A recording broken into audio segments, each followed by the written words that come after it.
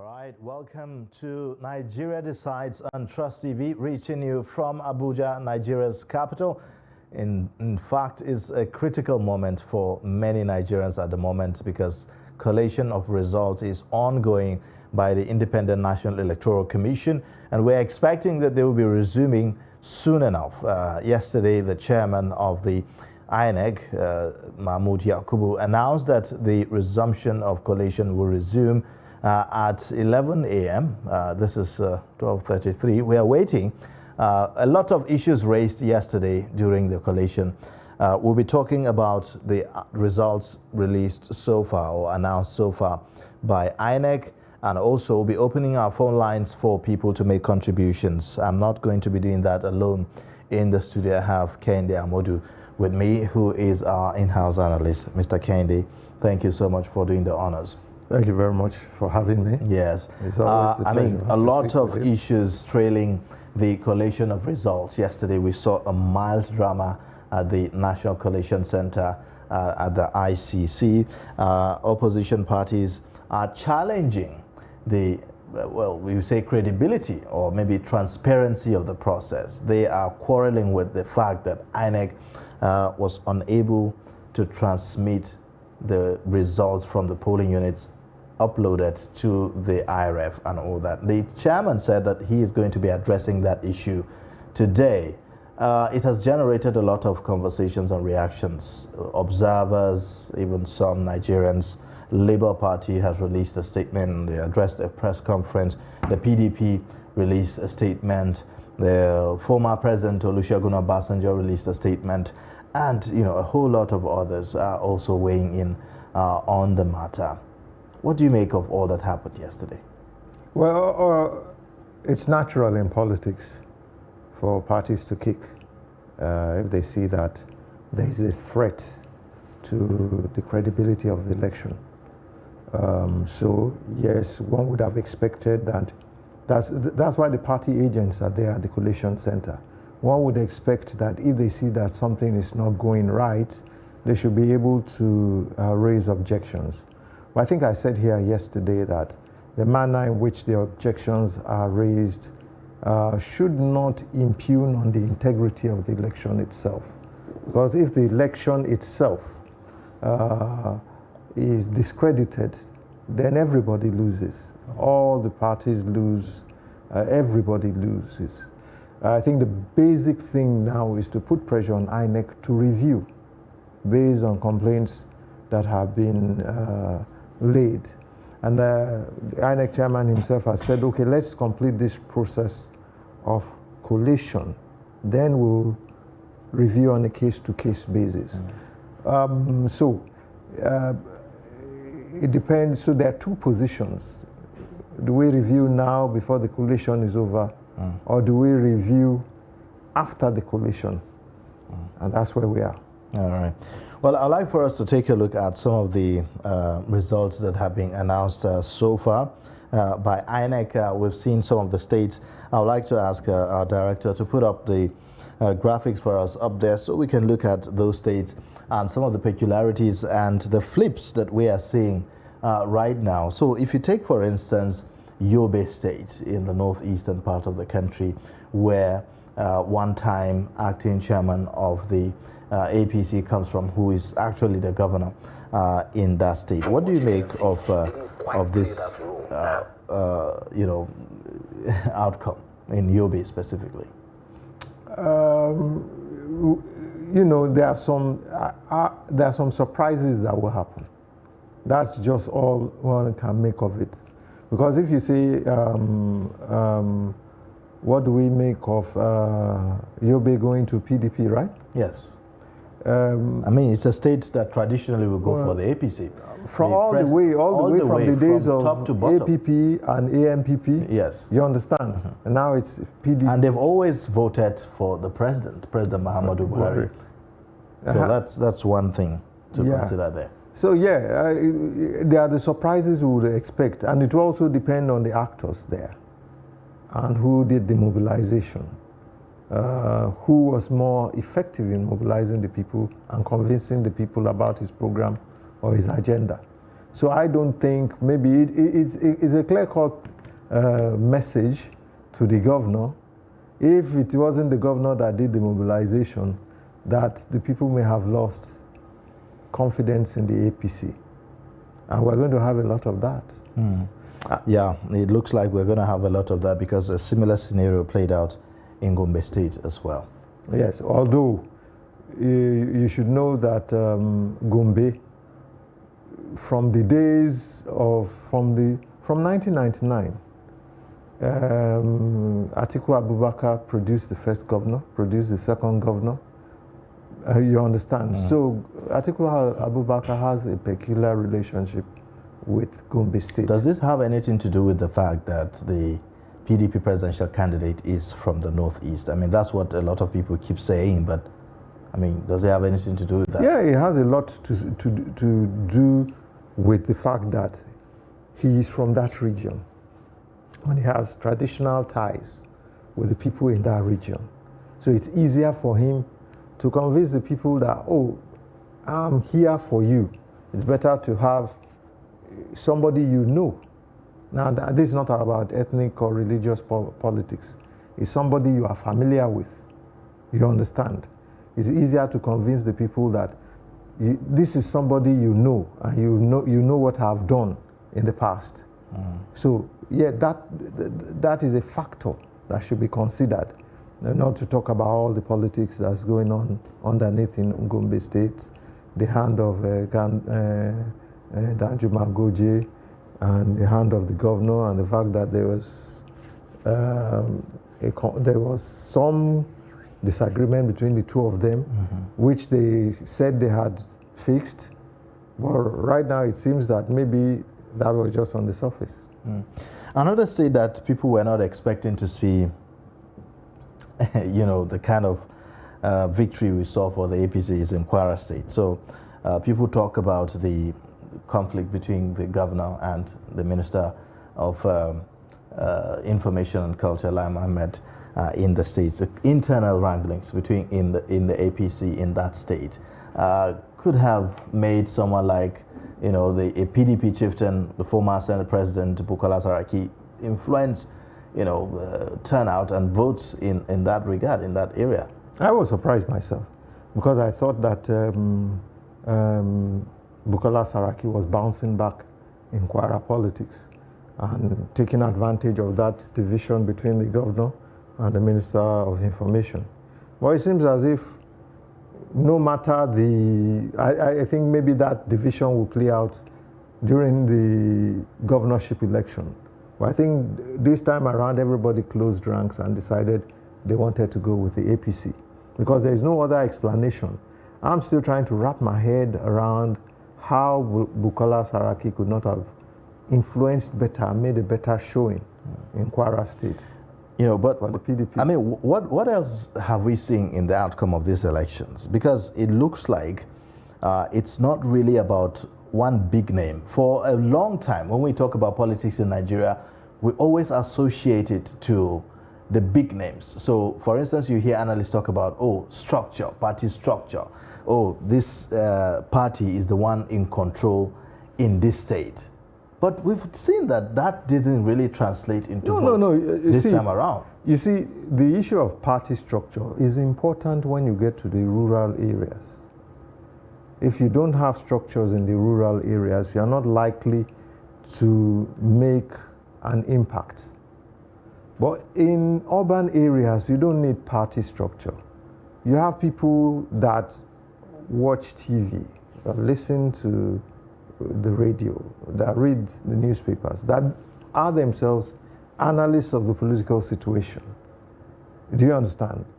They are on social media, are in groups that are able to change their perception of things, are able to say, you know, that these issues affect me directly. This is what has happened. Do you think that this could also partly be the reason why we've not seen the Labour Party made inroads into significant part of the northern part of the country much more than it has done in the southern part of the country? Exactly, because the issue of structure is very important.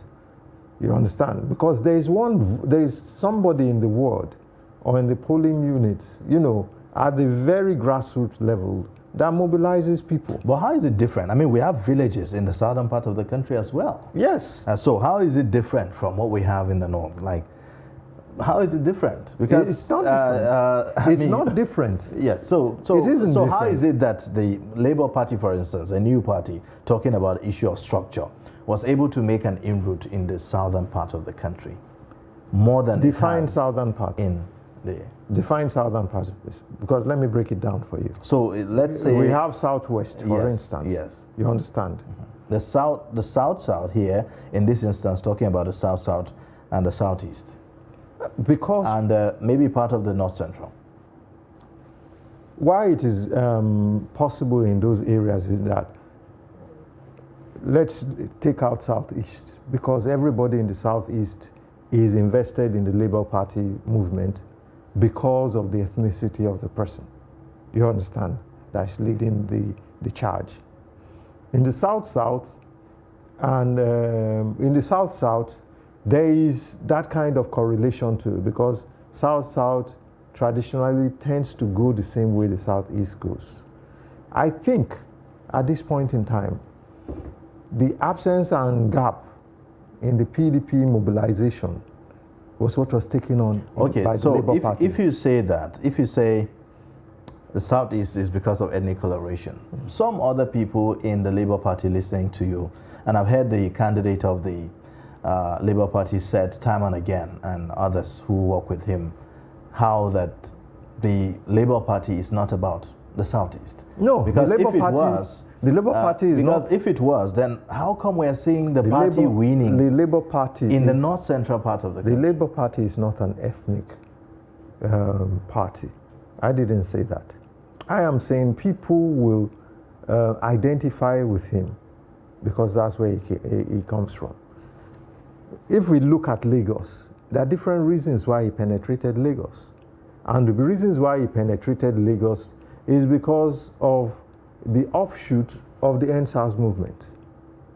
And that is why if you have large youth movements and gatherings, it's likely the Labour Party will take those areas because the young people are invested in producing a young president. That is, if you ask any young person, he won't tell you about policies, won't tell you. They say they want a younger person because the older generation has failed them. That is the argument, essentially. All right. We also have young people in the northern part of the country, isn't it? Yes. So you take a look at a state like Kano, for instance. Yes. Which was won by NNPP. Yes, NNPP. That's where I'm going. Yeah. How would you describe the kind of pattern that we've seen in Kano, for instance?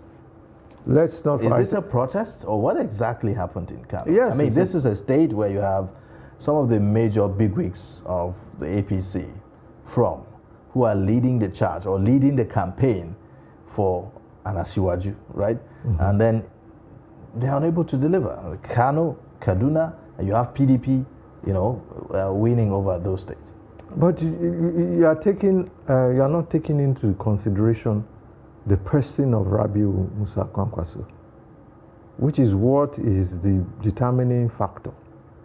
And the fact that he refused to back down. Would you just wonder why in all the movements is maintained confidence that his party will do well?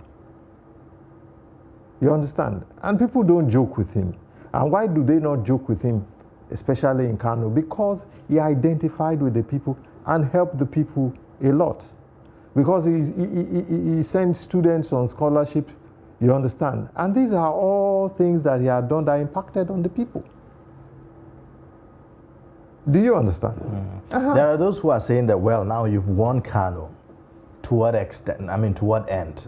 Those who said, why? Because of the cause for alliance and all that. Other political watchers said, well, you cannot defeat a ruling party without really some kind of alliance coming together. And that's why, which is why people have gone back to the days where there were calls for a merger, maybe between the Labour and NNPP and the rest of them. Do you think that would have turned or changed the outcome of the election? We've gone into the elections, the first set of elections.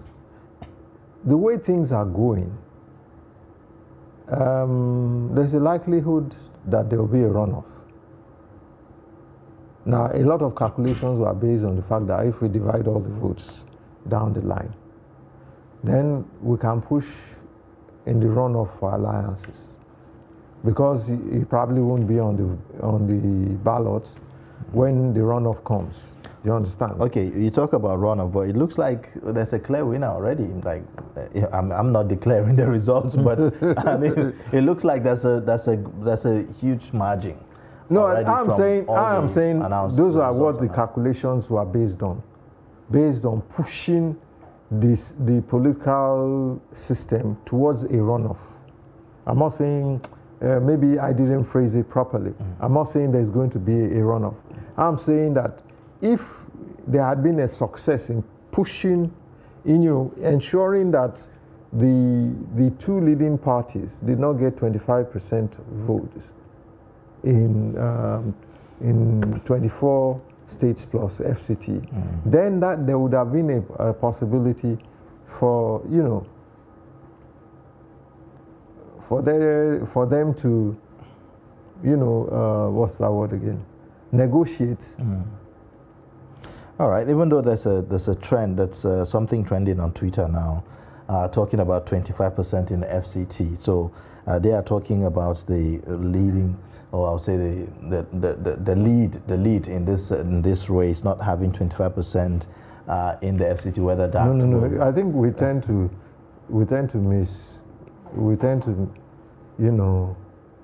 misinterpret what that particular portion says. It's a 25% and the FCT.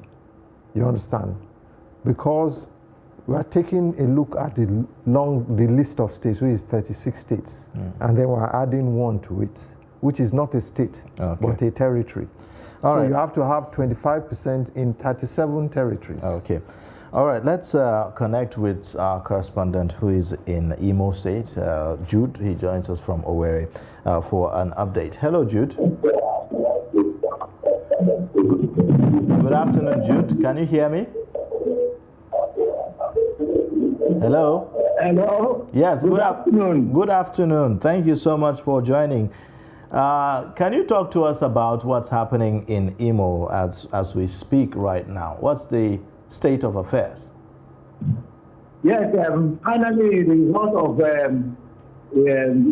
results from the 27 local government areas in Imo State has been brought in, and the candidate of the Labour Party, Mr. Peter Obi, has been the winner. Before the total of 352,904 votes, to beat his closest rival, Atiku Abubakar of the BDP, 20,044 votes. The candidate of the All Progressive Congress told a distant third with 6,171, while Ahmad Rabi Kwakwachu of the New Nigeria People's Party got 1,590. Now, while the Labour Party won in 26 local government areas, the APC was said to have won in Osun, even though there were protests in the result of that local government area, because apparently the election did not vote in that area. I have reported earlier that there are 3 local government areas in the state where elections did not vote, Olu, Osun, and Okigwe local government area. Yet, what seems to be the north, we are declared the best areas. As of now, there are pockets of protests, party agents, politicians, and people of the area saying that no election was held. In also, for instance, with the voting strength of over 36,000 people, I said 99 people voted. those who were said to have taken to the place and they completed and they got declared. So as it is now, while the result of the elections have been declared, that of the House of Representatives and senatorial elections are still in absence because there are still protests here and there. The candidate of in the government area, federal constituency is right now held a press conference protesting that its result is tampered. While that of Okigwe, the ACP has been declared as the winner, we will not ascertain the election did not hold in that area. So as we see, there's confusion in the state over who actually won in the National Assembly election. Okay, so is there any communication or statement from INEC on that?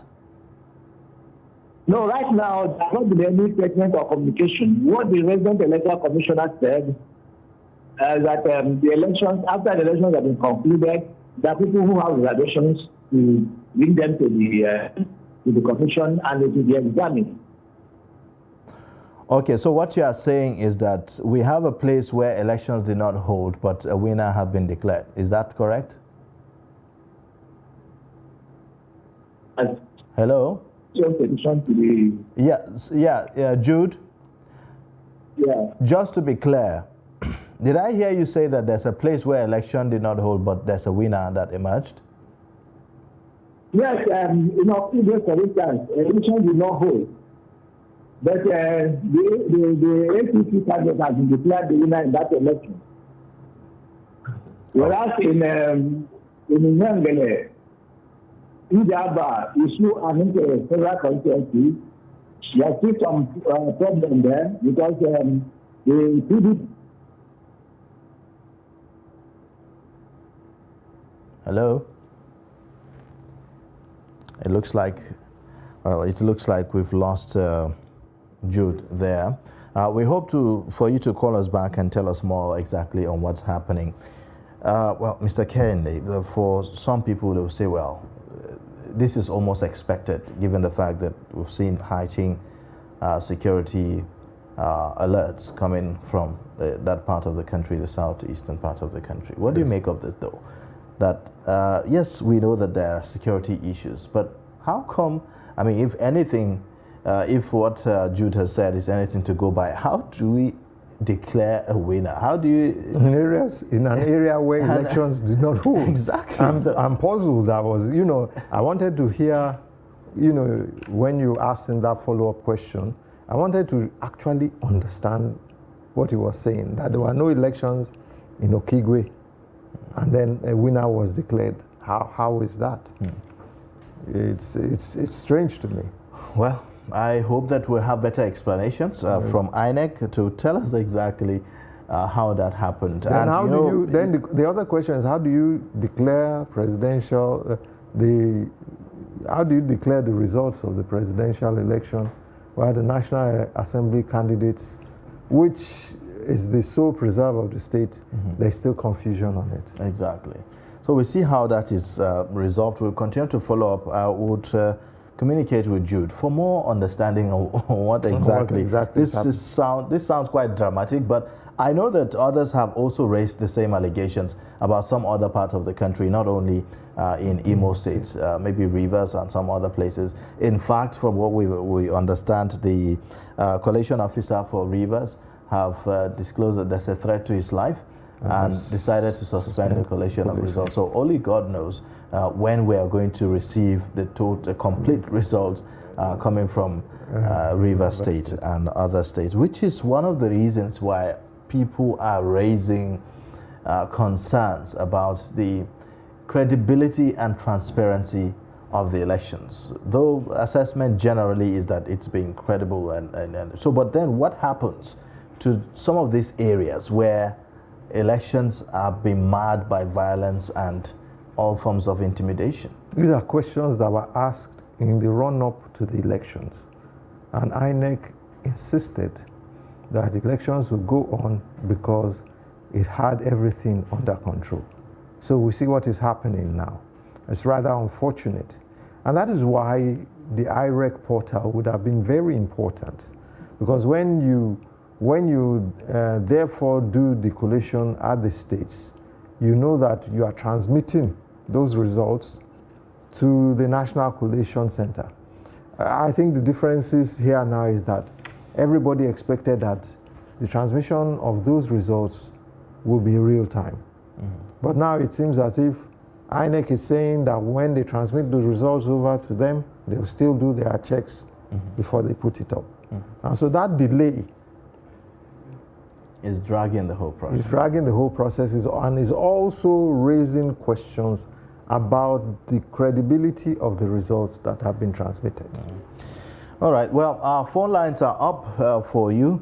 Calling and tell us what you think about the outcome of the election so far, based on what INEC has announced, and what you think also about the concerns that have been raised about the use of the IREV, whether or not the collation should proceed or should be suspended, as being called for by some persons. Well, let's take a look at some more on the election results that have been announced so far. So if you look at the results in Nasarawa State, for instance, what do you think about the outcome in Nasarawa? It's not really surprising to me. You understand? Yeah. It's not really surprising. Here you have an almost completely splitted outcome. You have an APC win 172,000 votes, Labour Party 191,000 votes, and then the PDP 147,000 votes, almost with split evenly between the three. Between the three. It's not surprising. And this same thing happened in many states. Yes. In many states, this happened. I think what we'll have in many states, or as elections come, is that there'll be close. I've seen maybe one or two states in which the margins were wide. Or if you look at the margins between the parties, 50, 60,000, you understand? So we'll have a close. And this seemed to, break the jinx of this monopoly of a dominant party and all that in some sense. But we'll come back to that. Let's take a call now. Hello, good afternoon. Afternoon. Yes, thank you so much for joining us. Can you tell us your name and where you're calling from? Mijinyawa Ali from Damaturu, Yobe State.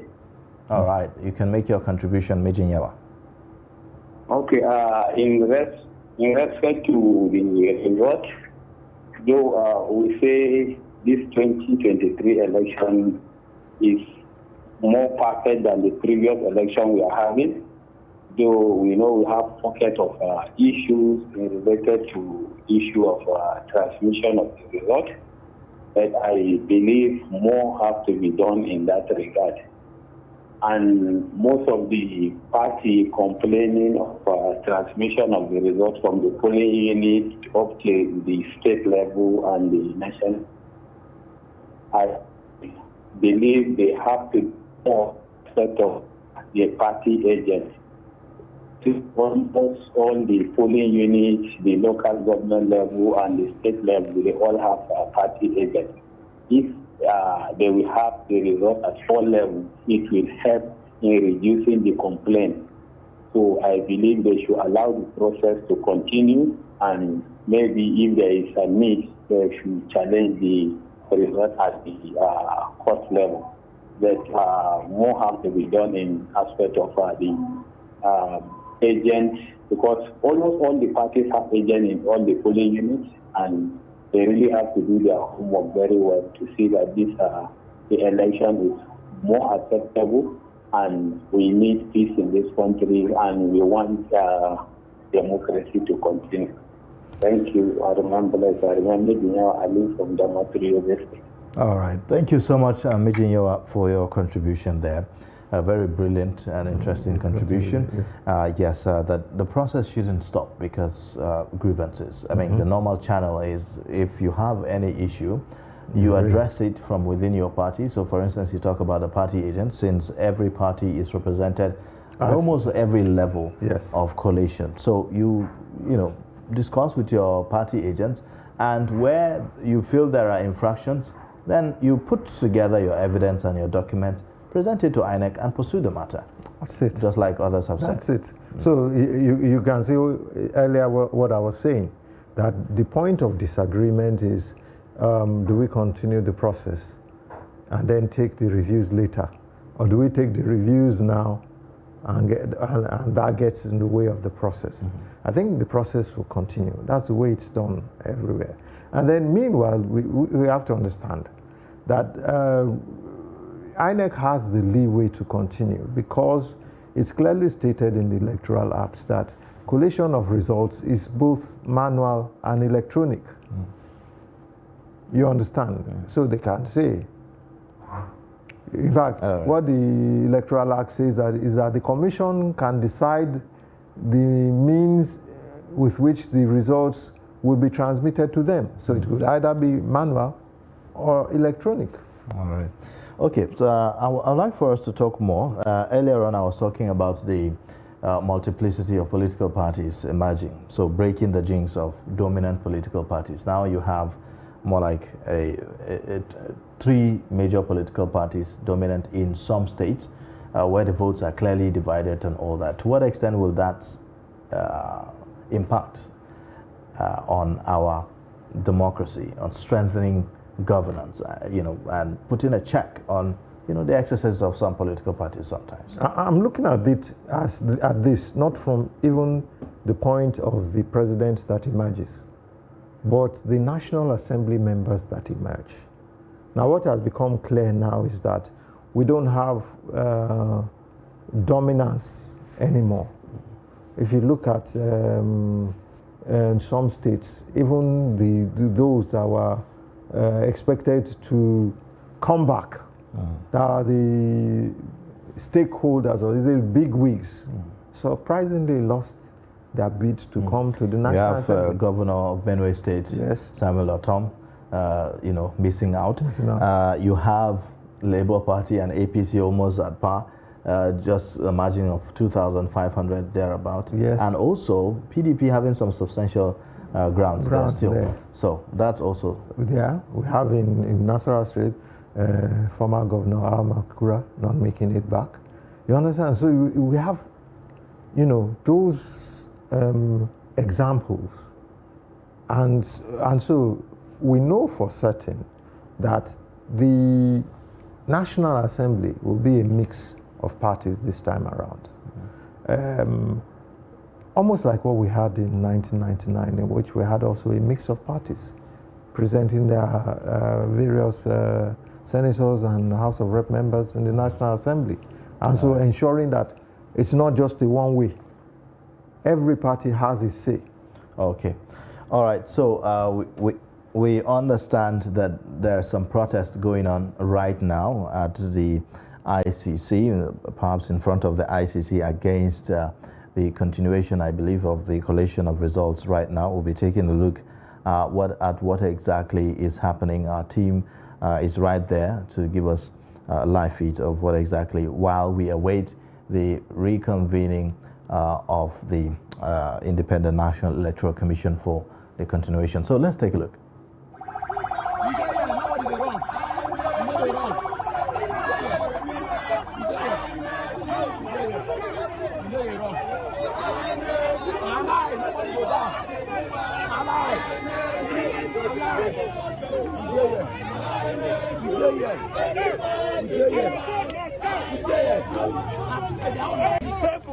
It's painful. It's painful. It's painful. I know what I did. I know how I struggled to vote on that election. They ruined everything.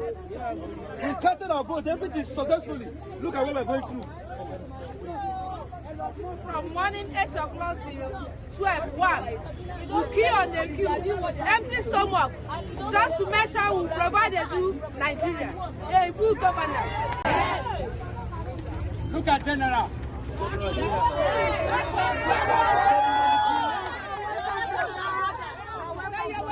left his job, his family for the last 6 months and came here. Austin left Nigeria yesterday. He's been here for the last 2 months. And there are many more.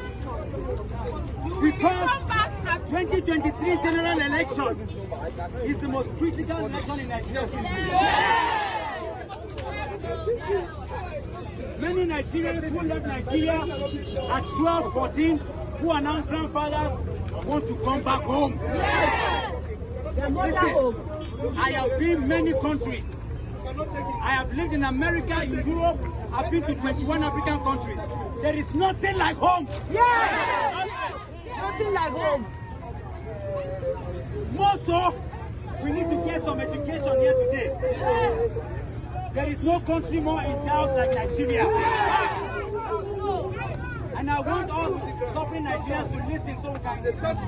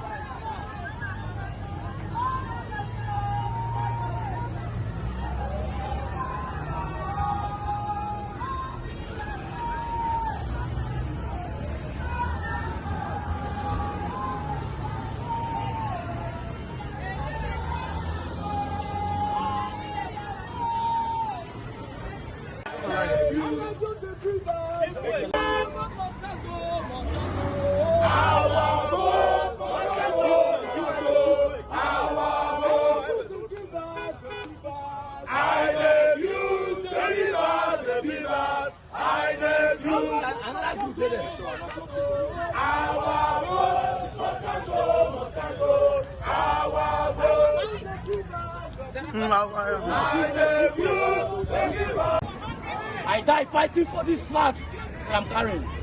I die fighting for my nation. I die fighting for the right of my children. For the right of my unborn children. If I die a great man. I can never watch my votes being swept under the carpet. I went outside with my voter's card. I came out. I didn't stay at home. I didn't go to play football. I didn't go to play Bet Niger. I didn't go to do nonsense. I didn't go to find woman. I came outside. I came out to my polling unit. I casted my vote under rain. I voted. I stood for hours. I voted. And you're bringing a fake result. Fuck the what's the called? The INEC chairman. Fuck him. He must be sacked. What the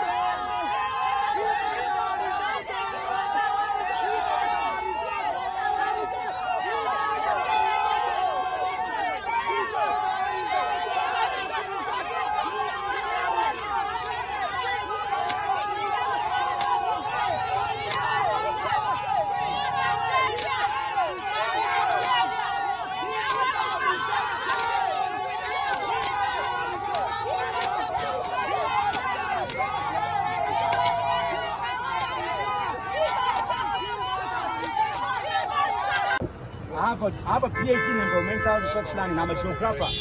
So I know the perimeters. Abuja is just the size of Rwanda.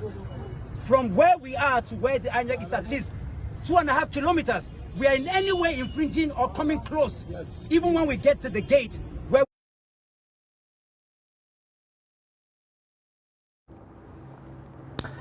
Well, we have to put up a disclaimer. Trust TV does not support any kinds of violence, perhaps for the use of violent language or wrong language in that video. We do apologize for that. But, I mean, it's just a show and a display of the frustration and the anger that is coming from members of the public, from Nigerians, you know, with regards to the way the collation of the result is going. I mean, a lot of people feel that they have made a lot of sacrifice to participate in the process. We are yet to see, in terms of the voter turnout this time around, perhaps by the time the whole result is announced, we'll be able to see the complete results and to show how the voter turnout this time around is, whether there's a difference in terms of turnout. But a lot of people have been talking about how they've overwhelmingly come out to vote. We cannot measure that for now, but again, it doesn't take away the fact that people have made a lot of sacrifice to be part of the process, to show commitment and to, hoping that there will be some kind of change, and all that. But I think that we are in a hurry, isn't it? Don't you think so? Yeah, I think it's a bit premature to start protesting without seeing the entire results yet. Whether they are, I don't know if they are insinuations or maybe projections that the wrong party may win, but I think it's too early for this. I understand the frustrations of people. People voted well into the night on Saturday. In fact, we heard about stories of how people made personal sacrifices, going over to get generators for INEC to put up the lights and continue with the voting. We heard about how they provided internet connection to upload results. People were willing to make all those kinds of sacrifices. We saw a picture of a lady that went viral, how she was attacked, on her face, and she was treated, and she came back.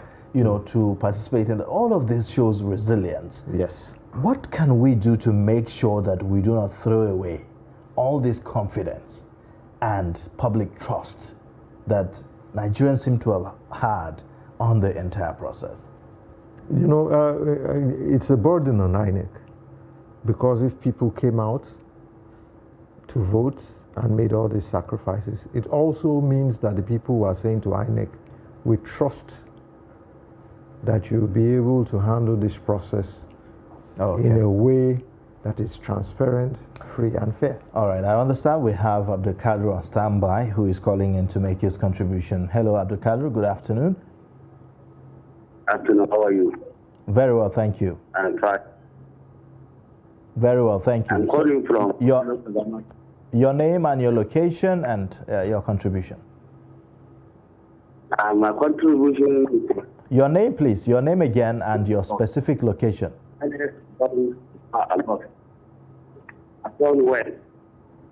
Sorry? Yes. Yeah, this week. Can you take that again so that we can hear you well? Hello? Yes, take that again. Your name and your location. My name is Abdulkadir Ibrahim. Location, please. Location is local government. Okay, so your contribution. Yeah, my contribution, I want to start because I'm starting Mr. Fred. Yes, because this election, I did well. Yes, because of the IBA machine from multiple to. Hello? Yes, please, go ahead.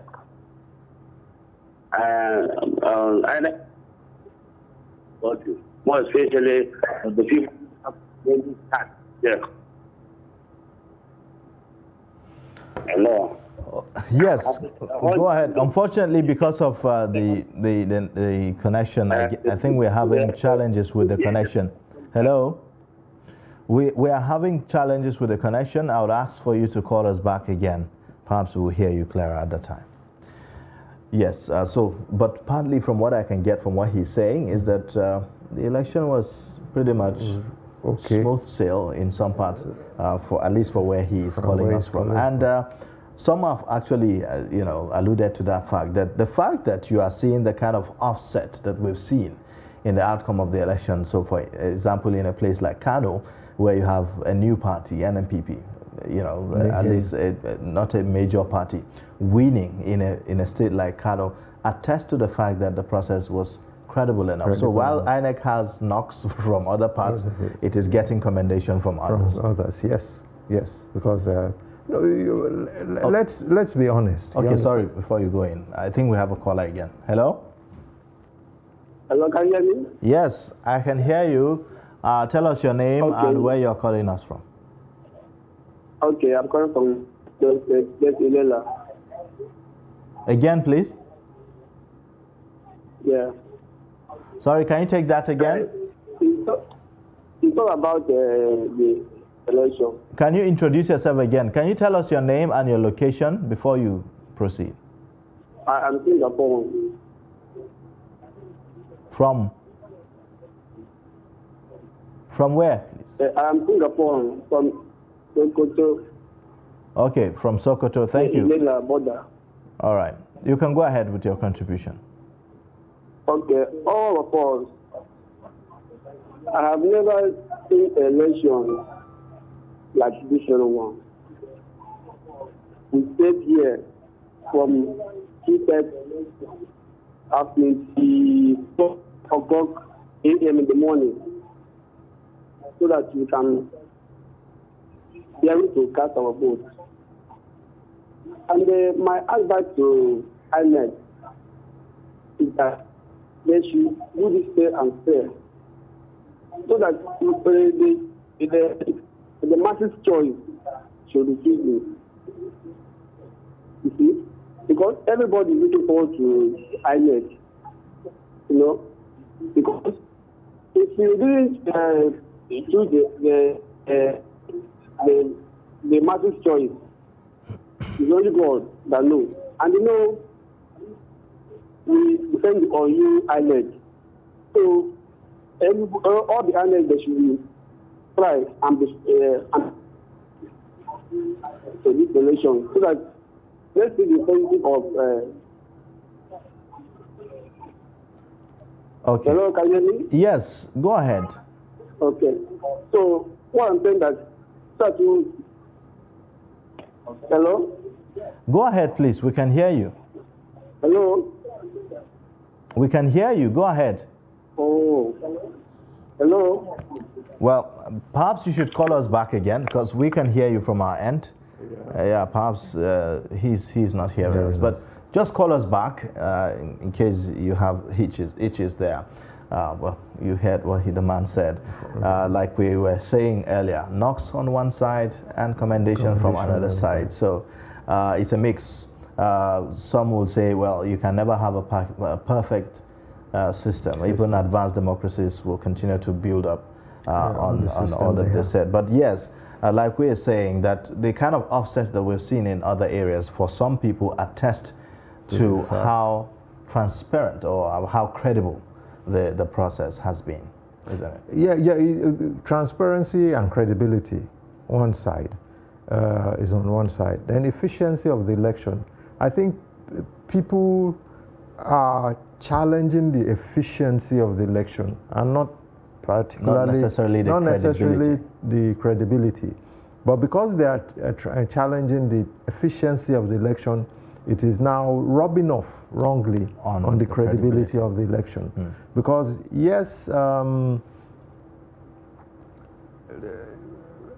the way the results are coming out and they spread, you understand, this might be to a large extent a credible election, but then there are those issues of efficiency, the operational issues. Yes, all operational right. issues. Let's take some more calls. Hello. Hello. Yes, good afternoon.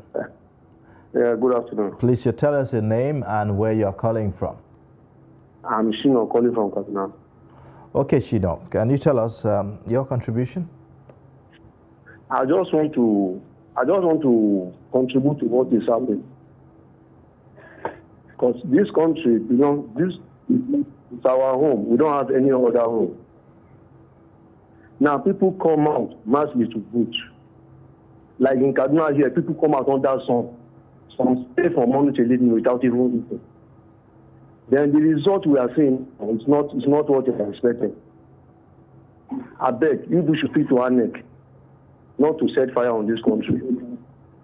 Please, that's my contribution.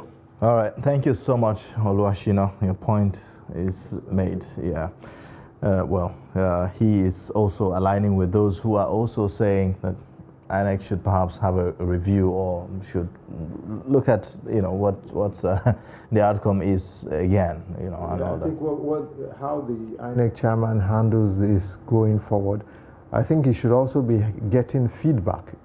It's important that he has an efficient feedback system in place, so that we are getting feedback from people in the field as to how Nigerians feel about how things are being handled now. So if there's a way to soften his hard stance, maybe he should be thinking about that now. Because like Shino said, you understand, there's the possibility of people that don't understand process to begin to agitate. Meanwhile, if you are standing by process, rigidly by process, you are unaware that people are actually not informed about the process, and nobody is listening. I'm talking about information and communication. Yesterday, the INEC said that by 11, the session will reconvene. I don't know if there's any communication to that effect. We will be expecting to hear from our reporters who are there at the ICC to tell us the situation of things right now. This is a couple of hours after that schedule have been made, but so far we've not heard anything from that end. So I think that this silence also perhaps is also helping to fuel the discontent, and some of the speculations that we've heard from others. Well, despite the fact that the INEC chairman is the chief returning officer in this election, it may not be out of place. Maybe that at this point in time he had been summoned to the presidential villa to give an update about what is happening. Because apart from him getting a feedback, I am very sure that the presidency will also have a feedback of what is happening. And therefore, it is, don't be surprised if when he comes and he apologizes for starting late, he will say that maybe he had to give an update to the president about what is going on. Because this is a very delicate time. All hands should be on deck. And all efforts should be made to ensure that things do not degenerate beyond protests and discontent, that things do not degenerate beyond this. All right, we'll take a short break now, and then when we return, we'll continue to give more perspectives to some of the matters arising from the collation of results. Join us again.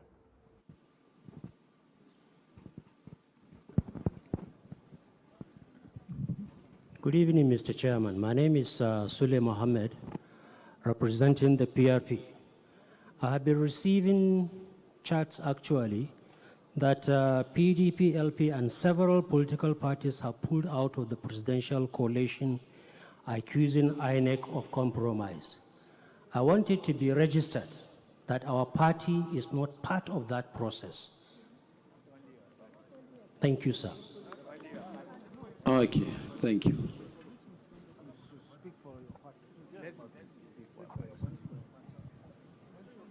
Mr. Chairman, my name is Muhammad Ibrahim Biu. I'm representing the Social Democratic Party, SDP. We are not part of that. We are here to do the coalition. So we are not pulling out. Thank you.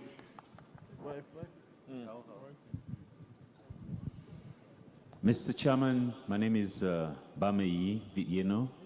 I represent YPP, Young Progressives Party. We have also seen the news, and we wish to inform you that we are not part of that. We're here for the coalition. Thank you.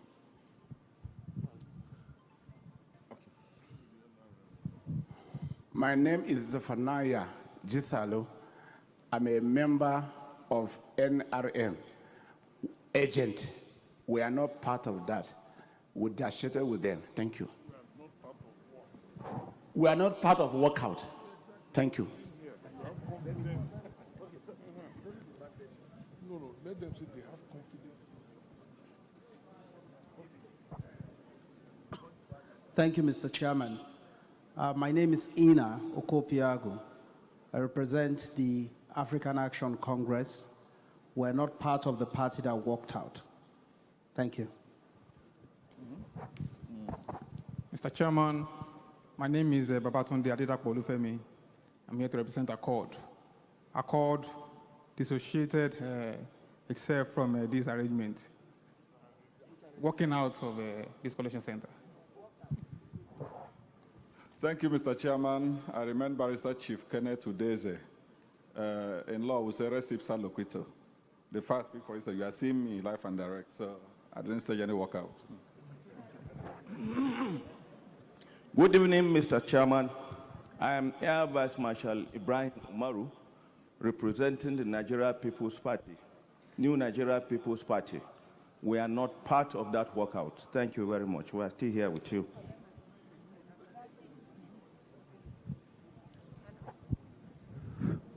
Good evening, sir. My name is Mohamed Kabir Umar. I'm here representing Boot Party. We are here. I did not work out, sir.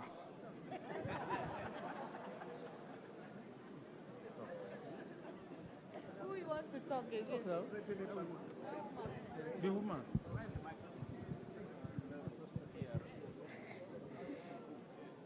Good afternoon, Chairman. Barrister Mrs. Ayatoba Juliet, supporting my colleague from PRP. You are seeing us live and direct. My name is Williams Moses. I'm supporting my colleague here, YPP. We're here live and direct. Well, for us in the All Progressive Congress, we have confidence in the process, and we are here with you to see it through. We are not part of any boycott, walkout, or revolt, as some have done. Thank you, sir. Okay. Mr. Chairman, my name is Mohamed Dirisu Isa, NRM coalition agent. We are here with you. We are confident in the process. Thank you very much.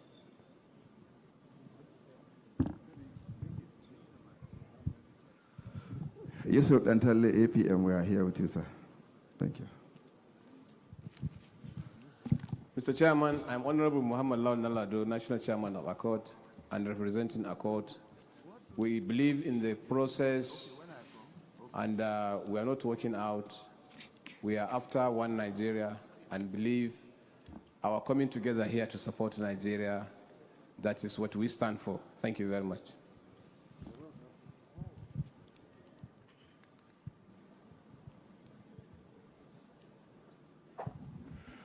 Mr. Chairman, my name is Venimbe A. James, National Secretary, Action Alliance. We are with you. Thank you.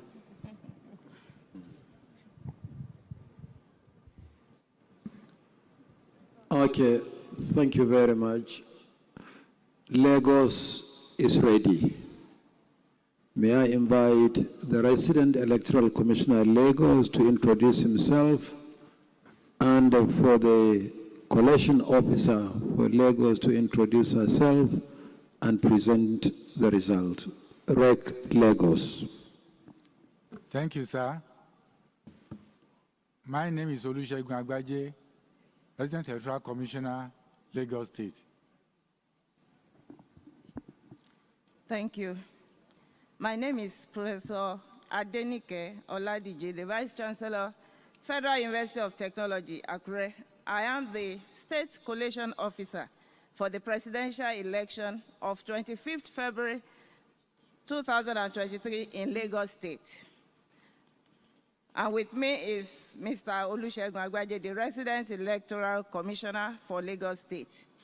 The results for the presidential election held on the 25th February 2023 in Lagos State are as follows.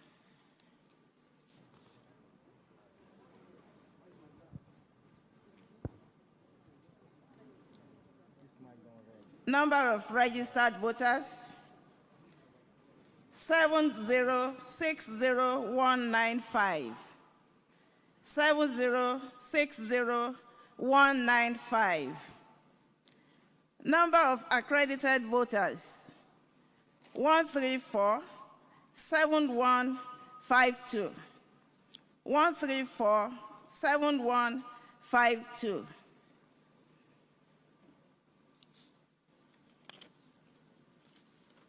Total number of votes received by the presidential candidates of each of the political parties are as follows. A, 3069. 3069. AA, 498. 498. AAC, 1597. 1597. ADC, 5789. 5789. ADP, 2439. 2439. APC, 572606. 572606. APGA, 2316. 2316. APM, 709. 709. APP, 371. 371. Well, there you have some highlights from yesterday's collation of results at the National Collation Center in Abuja at the International Conference Center. There you have Lagos State presenting their own report from yesterday. While we await the resumption of collation of results for today by the Independent National Electoral Commission, we understand that the Labour Party and the PDP are having a joint conference as we speak, talking about what transpired yesterday.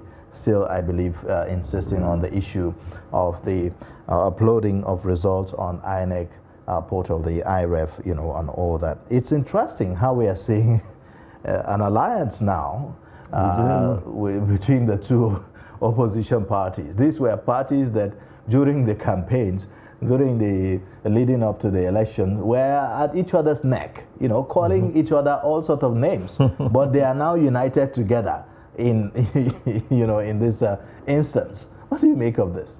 They know something that we don't know. That's just the bottom line. I feel that the two parties are coming together because they feel their interests have been threatened. So they know what we don't know. And so going further, we'll await what comes out of that press conference. I hope they will not just, they will go into some details to say what is really the wrong rather than grandstanding. At this point in time, there is a need for a strategic push. If it's to convince the authorities to do what they want, there must be information, there must be evidence to show that their position is tenable. So, but, the joint press conference between the two parties shows that there is something that they know or they suspect that we don't know.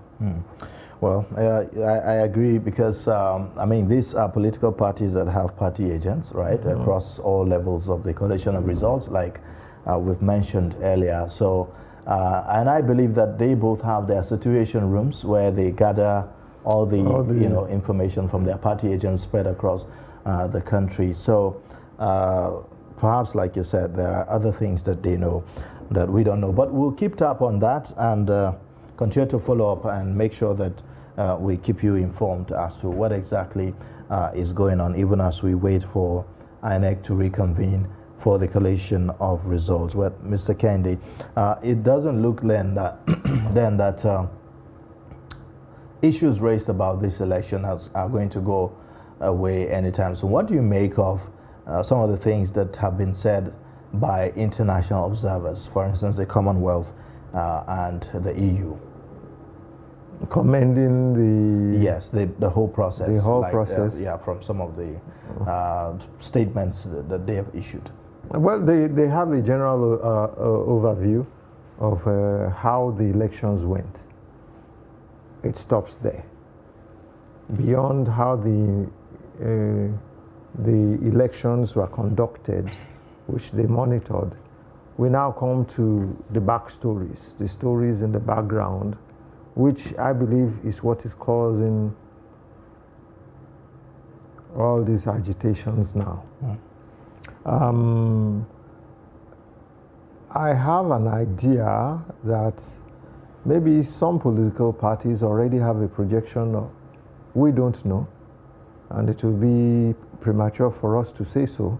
But I think some political parties already have a projection of who is in the lead or who has won. Okay. All right, let's take a caller who is calling in, Rabiu from Jos. He has his contribution to make. Rabiu, good afternoon, and thank you for joining us. Okay, good afternoon. Yes. So what's your specific location and what's your contribution? I'm calling from Jos North. Okay, great. All right, go ahead. Okay, my problem is this. Pertaining the review, I want INEC to stop and then let them review.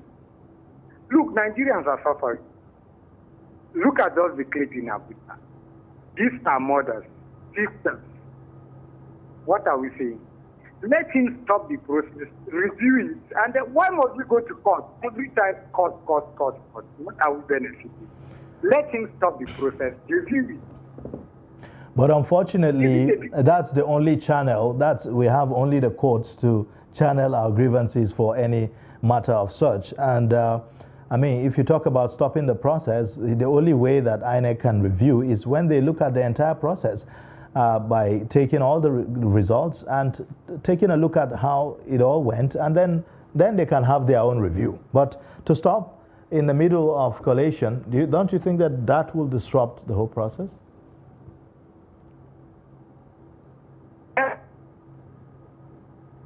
Let's try another method. Must we go to court? Look, he's living in an inferior. People are crying. Give us what we want. This country is meant for all of us. Can he run away? He has family, he has cousins here. Let's tell ourselves the truth. That's my thing. All right. Well, thank you so much, Rabiu, for your contribution. Well, Rabiu is aligning to those who are calling for the suspension of the process. We should annul the election. No, to suspend, suspend the collation of the result, have a review, and then after the review, perhaps proceed. What is the likelihood that if there is a review, the review will be will benefit those that are calling for its suspension? There's a process that is rolled out. The more the process is delayed, the more there is an avenue for it to be compromised. That is my own point of view. All right. You understand? All right, let's have another caller who is calling Abdul Kadir. Good afternoon. Afternoon, how are you? Very well, thank you. I'm calling you from Kano. I'm calling you before. Oh, okay. Now I have better network. Oh, okay, great. So your contribution? Afternoon, how are you? Yes, your contribution, go ahead. Abdul Kadir, are you with us? Yeah. Go ahead, Yes, make your I'm contribution. And my advice goes straight to the INEC. Yes, next time during this governorship election, I want to advise the INEC to work with the competent staff ad hoc, because this problem with BIVA. Some of the ad hoc staff, they are not computer literate. So I want to advise the INEC to work with the computer literate, so that this BIVA malfunction will not take over. Let's stop the election again. Yes. All right. All right. Thank you. Thank you so much, Abdul Kadir. Very germane point. Yeah. Thank you. My regard to Trust TV. All right. Thank you so much. For documenting the Nigeria story. Thank you. Thank you. We appreciate that. Well, you heard the man. Very germane points. Which is part of what others have also talked about. Yes. On the IRA, for instance, as I saw, where a lady snapped her picture literally and uploaded into the IREF, and that calls to question whether or not some of the ad hoc officials actually understand the use of the INEC and how it's meant to work. Yeah. I mean, some of the complaints we've heard about the beavers actually points to this very fact, that perhaps some of them are not well trained to use the device, even if they are computer literate. So perhaps we need to look at the process of recruitment of some of the ad hoc officials. Staff, I yes. thought that it's mainly core members, but it won't be surprising to see actually that there are core members who actually do not know how to use the computer.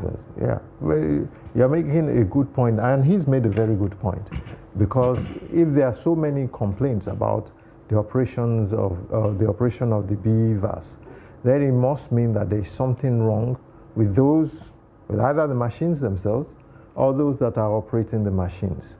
And let's not assume that it's the machines that are wrong. Let's look very, very closely at the people operating the machines, because that is the most important point between the most important contact between INEC and the voters that are coming to vote. All right. Let's take Anjuma, who is calling us for another contribution. Hello, Anjuma. Good afternoon.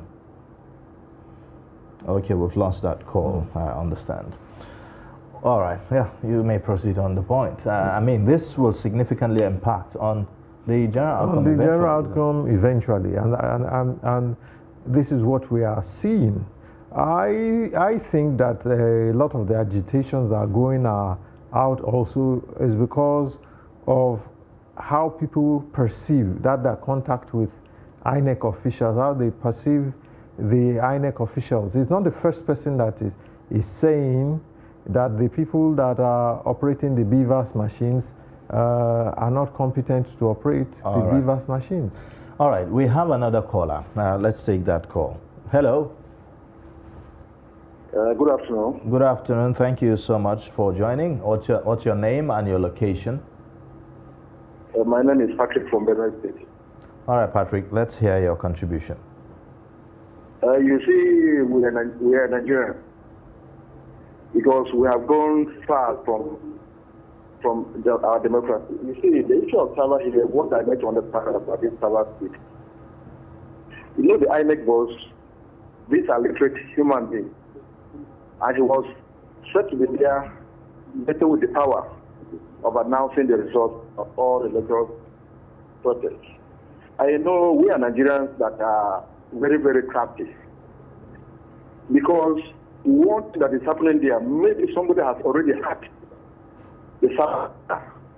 So if we're allowed to be sending the results from but INEC have made that very clear. Manipulate the figures and send it there. INEC have made it very clear. That is why the results are being collected from the polling unit straight to Abuja. Hello, Patrick. So that whatever is documented there is taken from the INEC boss. Hello, Patrick. INEC have made that very clear that there is no tampering with their system whatsoever. So let's get that straight. They've said that officially and they've released that statement. So let's get that very clear. If you have any other contribution, fine. But if you don't, thank you so much for calling and making your point.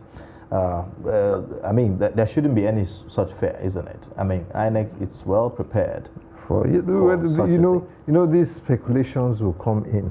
The social media is not helping much either, because anybody that has any idea or any speculation or any projection just goes straight to the social media and dumps it there. And when that is dumped there, people pick it up and then translate, to their own. Which is why information and communication at this time is very critical. INEC perhaps need to be giving maybe every hour update on whatever is going on, really. Yes. That's why I said it's incumbent now on INEC on how it handles this process going further. It's very important that they handle it. It's a very delicate situation that can move in either direction. We've reached this point in previous elections, and Nigeria has gotten past this point. I am a bit apprehensive because of the time we are spending here on this hill. We should move past it quick enough. Collate the results, release them. We don't need this delay in which we are now. INEC has not come back to resume collation of results today, and it leaves room for all kinds of speculation. All kinds of speculation. All right, we have another caller. Hello. Hello. Yes, good afternoon. Hello? Yes, good afternoon. What's your name and Good afternoon. where are you calling from? Dr. Ayuba Unia. Yes, please. Hello. Yes, go ahead, make your contribution. Is that Dr. Ayuba Unia? Just make your contribution. My name is JB from Lagos State. All right. What's your... I want to first and foremost. Are you hearing me? Yes. Yes, I say I want to first and foremost congratulate our able chairman, our INEC chairman, for a job well done. Because the man has done a credible job. All right. If Tinubu should lose in Lagos State, it is a credible election. All right. If OPC should lose in Katsina State, in the whole country of the president, it is a credible election. If APC should lose in Yobe State, it is a credible election. Okay. I mean, Yobe State, what are Yobe? In Yobe State, they lost. In Lagos State, APC lost. In the Katsina State, the whole country state of the president. So why are people complaining? All right. Well, thank you. Why are people complaining? Why are people protesting? Yes. Well, thank you so much, Adawa. You know. No. The man has done a good job. Yes. Thank you. Let's give peace a chance. And we should allow peace to reign in Nigeria. Thank you very much. All right. Thank you for your contribution, Adawa. Very passionate caller. I mean, everyone is entitled to his opinion, isn't it? Yes. Yeah. I mean, as much as you are comfortable with the process, others don't feel the same. There are those who feel, it didn't necessarily go the way they expected things to be. But look at his rightfully point. so, based on what the INEC have promised itself. So, but look at what he has said. Yes. Look at the points he has raised.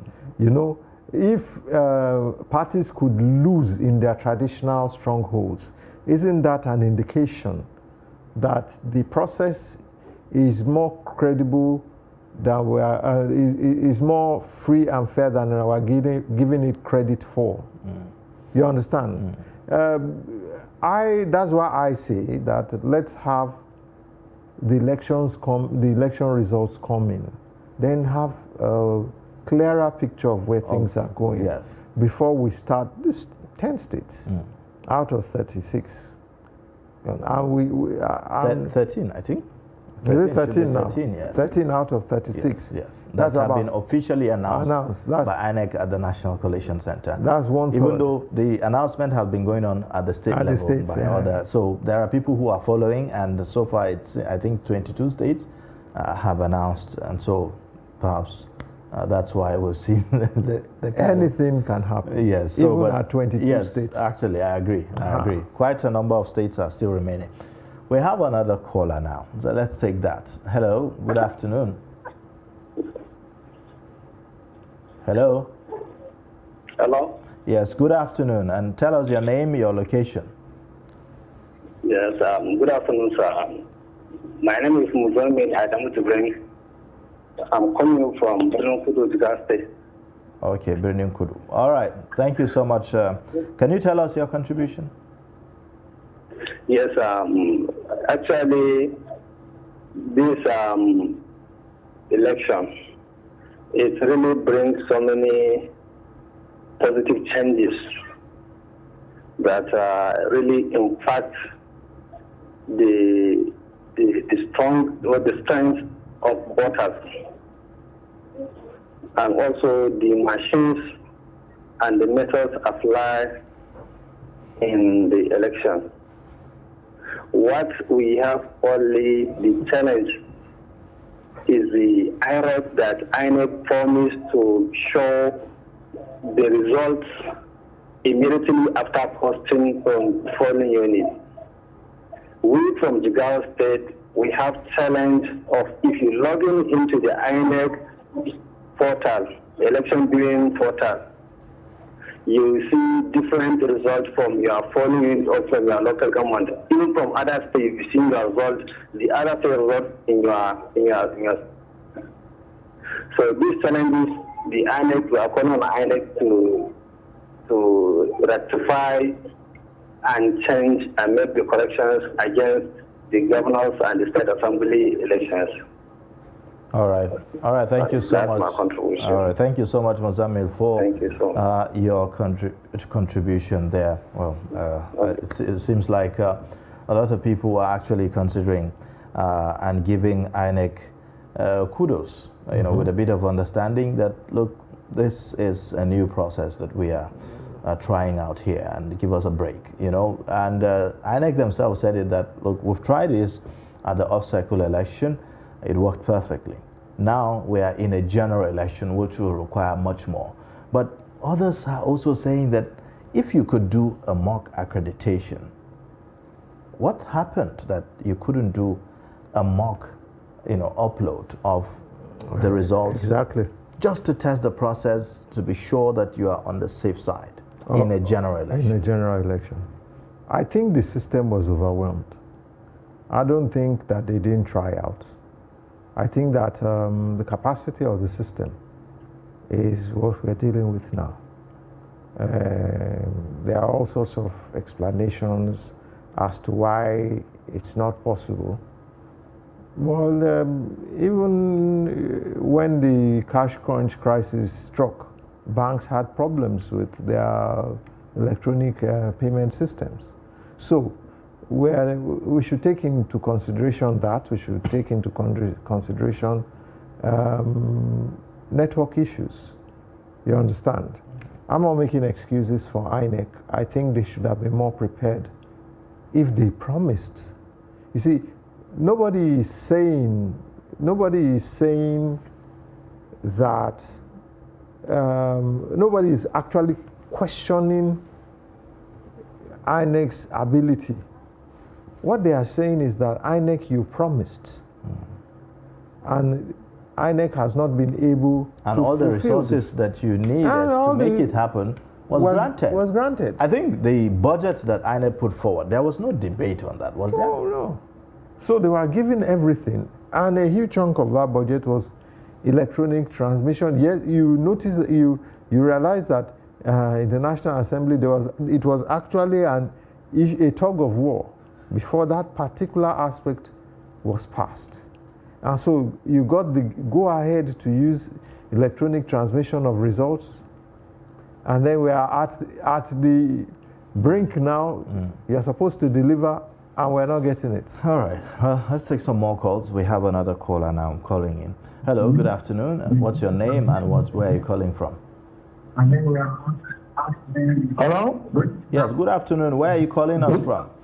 I'm calling from Adamawa State, please. Okay, your name, please. My name is Benju Muhammad Adama from Adamawa. Okay, your contribution. I'm from I think you need to move away from your TV set. You can hear me via your phone, not necessarily from your TV set. Okay. So. Okay. My contribution is that, you know, I'm calling the attention of the masses of you.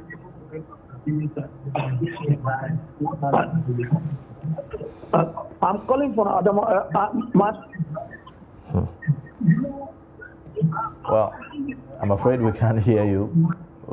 There seems to be a network issue. Yeah, maybe you should call us back. And please, when you do, make sure you move away from your TV sets and don't try to listen to yourself through the TV sets, because otherwise there will be disruptions, in terms of our communication. So it's very, very important. Yes. So you were saying, Mr. Kende, talking about what INEC has promised, and looking at the fact that there have been many years leading up to the election.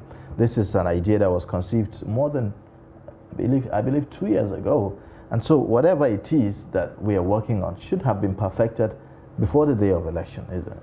And the emphasis was that, we need this electronic transmission system so that the elections can be credible, free, and fair. So this is what is being quoted back at INEC now. That you can't promise us all along and say that this is why we need this, and then at the point of delivery you say you can't deliver. And then we go back to manual, because that's what we're doing. This is manual collation of results, which was supposed to go simultaneously with the electronic transmission. Do you think that if perhaps INEC says now that, okay, we've heard you, we are doing the uploads, it may not be as fast as we want, but we are uploading the results. After we finish collating the results and announcements, you can go back and check through with what has been uploaded if you have a problem with that? I don't think the problem is the uploading. They are uploading results. It's just that the uploading of the results are not real time.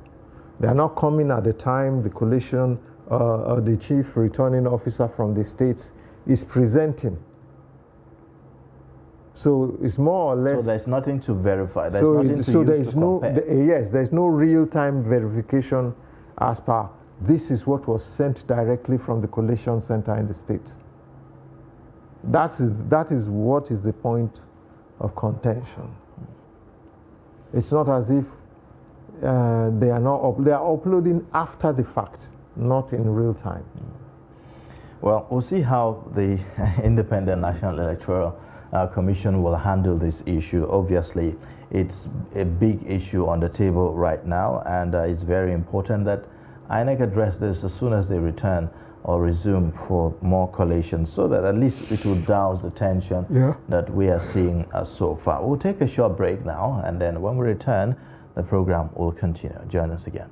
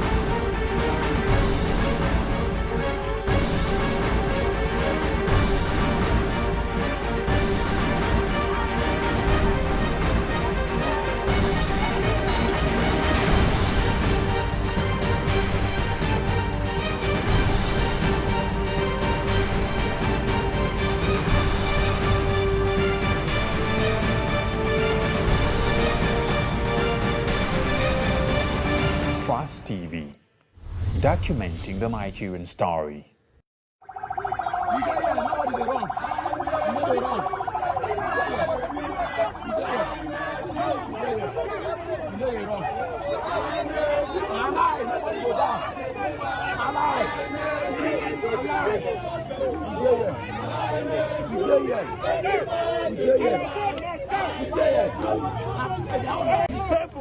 It's painful. It's painful. It's painful. It's painful. I know what I did. I know how I struggled to vote on that election. They ruined everything. We counted our vote, everything successfully. Look at what we're going through. From morning 8 o'clock till 12:1, you queue on the queue, empty stomach, just to make sure we provide a new Nigeria, a good governance. Look at General. He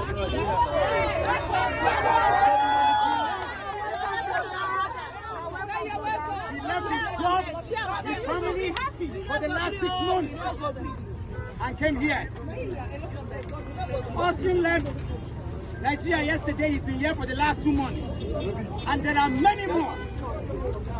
Because 2023 general election is the most critical election in Nigeria's history. Many Nigerians who left Nigeria at 12, 14, who are now grandfathers, want to come back home. Listen, I have been many countries. I have lived in America, in Europe. I've been to 21 African countries. There is nothing like home. Yes! Nothing like home. More so, we need to get some education here today. Yes. There is no country more endowed like Nigeria. And I want us suffering Nigerians to listen so we can understand.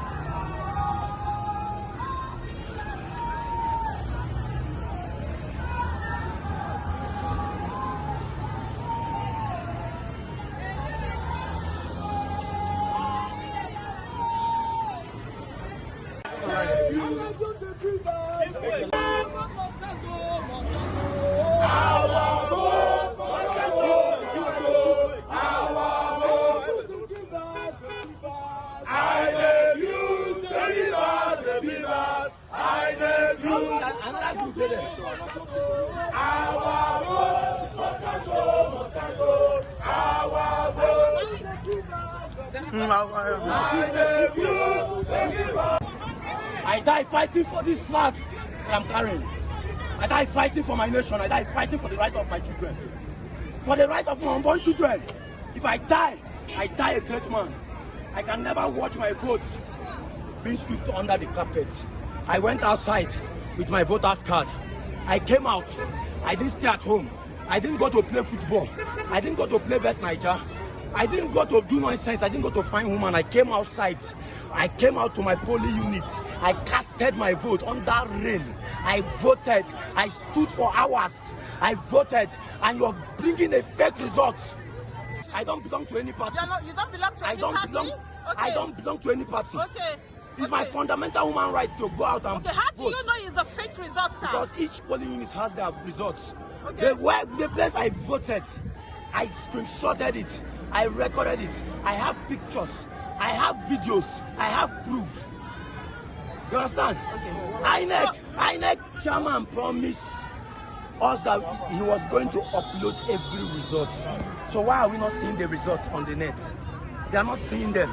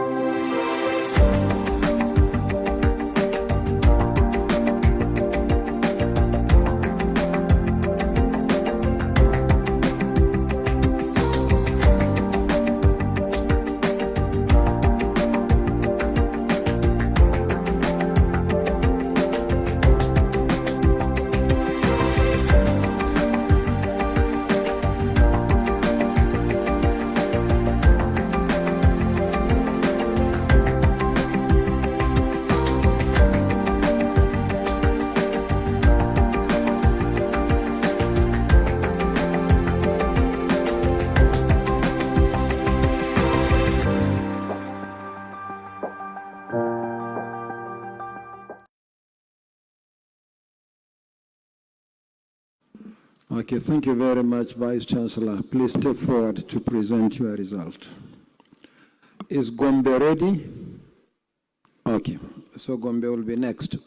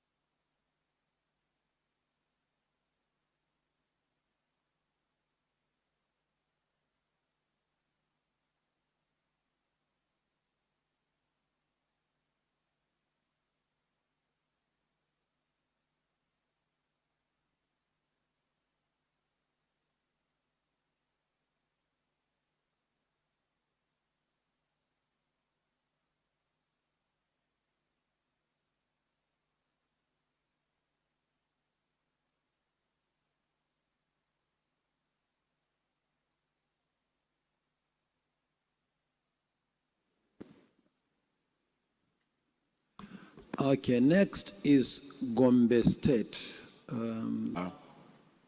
Of the state collation officers for the presidential election, so that the moment we begin the collation, we can just go on a stretch and take a substantial number of those who have arrived. We just don't want to take 3 or 4 and then go on break and then come out and begin to take the rest. We just want to begin and go very, very far before we talk of any break. So I plead with you to still give us some time we are definitely going to come out at 3:30 p.m. To begin the collation. Around 5 of them are ready, and as I was speaking now, I saw the resident electoral commissioner for Kogi State and the scope for Kogi State arrive. So most of them are just arriving. We are expecting Plateau. Anambra has gone to the airport, and so many of them are already on their way. So I crave your indulgence to give us up to 3:30 p.m. Before we resume collation. Thank you so much.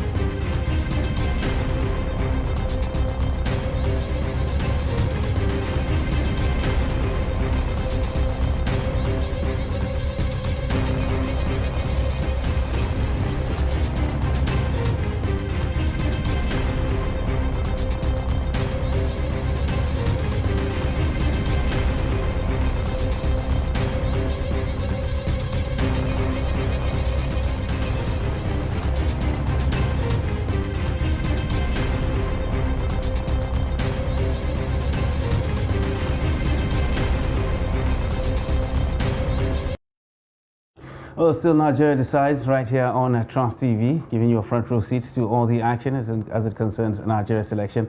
And of course, all the goings on since Saturday. We've been here trying to make sure that you get nothing but the very best. I am Ibrahim Yusuf, and I don't know whether the welcome should be from me or from the other way around, because he has been here since morning. Kende Amodu in the studio. Welcome. Thanks for welcoming me. All right, and you should welcome me as well. Welcome. Okay. Thank you very much. Yeah. We've seen lots of things have happened from yesterday to today. Protests from agitations from other political parties, walkout being staged at the ICC, and of course we're seeing some protests again today. What implications do all this have towards the credibility of the election? Is it actually an indication of whether the elections were credible or not? No, it's not an indication. I think like I said earlier, there are two issues here. Okay. You understand? The first issue is the credibility of the election itself. Mm-hmm. Did the election process go well? Were people allowed to vote? Are their votes counting? Now, if you see results in the FCT, you see results in Lagos, you see results in Yobe State, you see results in maybe Plateau, you understand? I'm not talking about the presidential election now. I'm talking about, because everybody is focused on the presidential election. That's where the main focus is. Yes, but you've seen some upsets in the National Assembly and our House of Representatives election. So do you sweep those upsets away because you're having a problem with the efficiency of the gadgets or the system used? So there are two separate things. There's the credibility of the election, and then there's the efficiency of the system itself. Okay. And so do we now let the glitches in the system now impugn on the credibility of the election. So actually, what these agitators that are actually making these protests, and of course, what are they targeting? Is it the credibility of the election itself, or is it the process they're talking about, or are they saying that because the process is not flawless, or there's a question mark on the transparency, now it speaks to the credibility of the elections? Well, I think INEC got itself into this little, what do you call it, by promising, because it promised electronic transmission of results. Okay. Now, what everybody believes is that that electronic transmission of results should be real time. Okay. You know, as you are voting, and they transmit the results, everybody is there on the server for everybody to see. And that was the idea that everybody That's the idea that everybody has. Yes. Now, INEC is saying, or some of its officials are saying that it's not necessarily real time. Okay. There's also going to be a check on those figures that are posted, so that electronically before you put it on the national server, so that, and again, what they are saying is that they want to ensure that those figures that are posted are the right figures that are posted. Okay. So there's two ideas, and there has to be a middle point, which INEC must find so that they can go ahead without this whole drama that is going on. So it probably should be a moral question now, because the thing is, okay, INEC promised this and they did not deliver, but it's not an issue, it's not an integrity issue. No, it's not an integrity. It's not the question of the laws. The laws gives INEC the leeway to do what it is doing now, because manual collation of results is supposed to go side by side with the electronic. The electronic transmission of results is just supposed to make those manual collation of processes more credible. You understand? Okay. So there must be a middle point. INEC must. We're having a former president saying they should suspend elections. Exactly. I was actually coming to that. So we woke up to the news that former President Obasanjo actually made some declarations concerning the credibility of the elections and what he thinks should be done. A lot of people say of the opinion that he has no moral grounds to make such a claim. Thank you. Thank you. I'm also of that opinion. Okay. Because, you know, for a person that conducted an election earlier on, I don't want to talk about whether the conduct of the election was flawed or not. He should understand more than anybody else what goes into election processes and what happens when people impugn the credibility of the elections that you oversaw.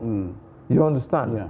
So I don't think at this point that he should be talking about credibility of elections. When he conducted elections, when he was in power, one party won everything. Yeah, and you had a situation whereby even those someone that profited from that election actually made the statement that he knew that the process that brought him in was actually flawed. Exactly. So that's why people actually questioning the moral grounds that Obasanjo have to make this thing right now.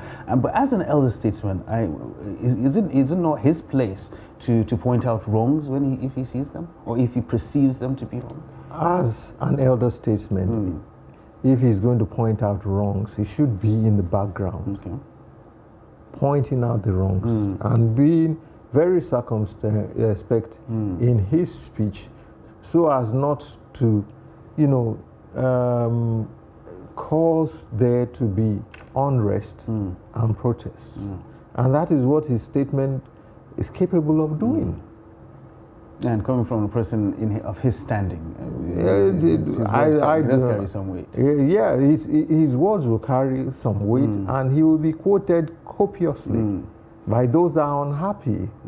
See, everybody can't win. What we are saying is that the elections should be credible enough for people to see that we went to cast our vote and our votes counted. Exactly. So earlier you actually made mention, you picked out some specific states and you gave examples. You gave examples of places like Yobe, you gave examples of places like Kaduna.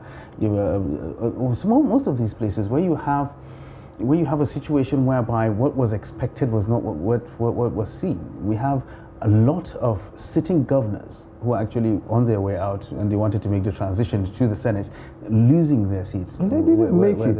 Exactly, not actually making it. Yeah. Ones that are actually there. You have governors of the ruling party not being able to deliver their states. They're actually there on, and their candidates failing as well. So is it now right to say that, okay, we're comfortable with a certain set of the results and not comfortable with another set? You've hit the point right on the head. You take it in whole. Exactly. You don't say, well, we're comfortable that we won here, we won here. They won Lagos, for heaven's sake. You understand? There was a complete upturn in Lagos. Exactly. So, why isn't the APC candidate going about and saying, this is my, this election has broken the jinx of strongholds and has given the power partially, not totally yet, partially back to the people. And you're seeing the results of that happening. Okay. So you don't take some results that are acceptable to you and then reject results that are not acceptable. It's a whole process. So that should be the underlying thing when these issues are actually addressed. Yes. When you look at it. Well, actually, so let's take a look at the results that we've just talked about now. We've talked about patterns earlier on this program before, and there is no certain pattern to it, as it were, because all the predictions that were there before, just like you said, it has demystified this issue of strongholds. We speculated that this was this party's stronghold and they were going to deliver here, this party is going to deliver here, and all that, because like the Lagos thing, nobody saw that coming. So we've seen a lot of surprises, not even in the presidential, just like you said, in the National Assembly elections as well, lots of them. Can we still expect more, because more results are actually still we've just only done 13 and we're going to 36 plus the FCT. So yes, there are still going to be upsets. I think what a lot of people are apprehensive about is the figure at the end of the day.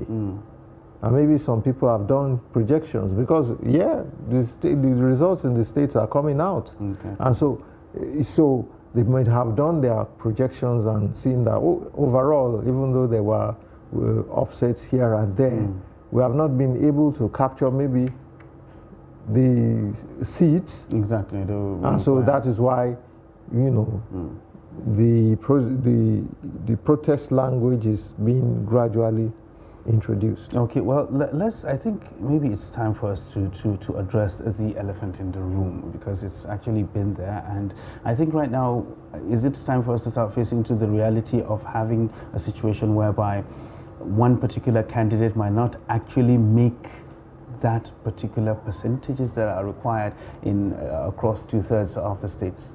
It's possible. Is it now time for us to start really considering, thinking about having a rerun? Well, it's possible. We don't have enough states announced yet to be able to make that projection. Yeah, but with the pattern of the pattern, it's moving towards the air. The thing about it is that the gap between the states, between the parties in the states, there are some that are rather wide. But if you see most of the states, you see that they are dividing votes, slim margins. Slim margins. So that should suggest that they will be able to get that 25% of votes in 25% 80% of the states. Of the states. All right. Well, that is something that we look forward to exploring, most especially right here on Nigeria Decides. Kendem, always a pleasure having you. Thank you. And of course, we appreciate all the insights. Thank you. It is Nigeria Decides on Trust TV, our exclusive coverage to Nigeria's elections 2023, giving you nothing but the very best. Well, we'll take a short hiatus, and when we return, we'll go to the ICC for those results as they continue to trickle in, and of course, every other thing in between. I am Ibrahim Yusuf. Stay with us. Fellow Nigerians, members of the press, executives, and members of the press, all other protocols observed. Background. We thank you, members of the press, for honoring this invitation in spite of the short notice. Nigeria held its general election on Saturday, February 28, 2023. And this press conference is to address the urgent and important issues arising from that exercise, which was for the election of President, Vice President, and National Assembly members. The exercise carried out by the Independent National Electoral Commission, INEC, is still underway as we hold this conference. Collation is still ongoing. It's on parts of the country. We monitored with dismay the travesty to democracy that was exhibited at the National Collation Center of the Independent National Electoral Commission, INEC. It is, to say the least, a raid on democracy. The conduct of the February 25th, 2023 election has been marked by widespread violence, rigging, intimidation of voters, doctoring of results, and violation of the laid-down electoral process, which was communicated by the National Electoral Body, INEC. INEC has announced a process which will require the use of bimodal voters accreditation system, BVAS, for the accreditation and voting, and that all election results would be electronically transmitted from polling units to INEC servers. The above process, published, repeatedly announced, and agreed with INEC by all political parties, was not followed, thereby leaving room for manipulation of results after Nigerians had voted.